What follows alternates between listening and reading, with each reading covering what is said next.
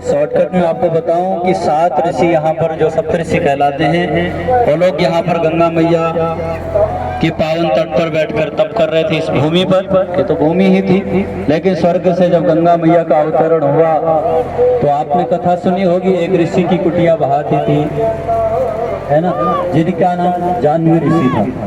इसलिए फिर महात्मा बड़े क्रोधित हो जाते हैं, वो उनको सारा पान कर लेते हैं।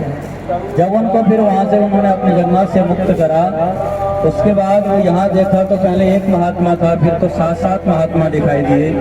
उन्होंने कहा कि महात्माओं जहाँ तप कर रहे हैं, एक ही महात्मा इतना तपस्वी था, लेकिन यहाँ तो 7 ऋषि हैं, तो इन 7 ऋषियों से कैसे मैं बच सकती हूँ।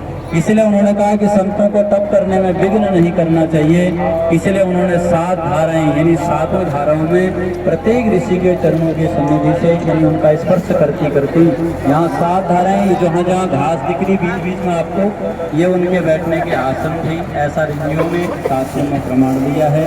इसीलिए आज हम सब लोग भी उन्हीं तपोभूमि में, जहाँ सनकादि ऋषियों ने देव ऋषि नारद जी का दुख दूर करने के लिए, ज्ञान भक्ति वैराग्य की चेतना को जागृत करने के लिए जो पहली भागवत कथा धरा पर हुई थी, तो बद्रीनाथ से सनकादि ऋषि आए थे, और इधर से पूरे देशों से जो ऋषि हैं, तपस्वी हैं, उन सभी 88,000 ऋषियों ने इसी क्षेत्र में बैठ करके पहली जो धरती पर ज्ञान भक्ति वैराग्य का दुख दूर करने के लिए कथा हुई थी, तो वो इसी क्षेत्र में हुआ करती थी।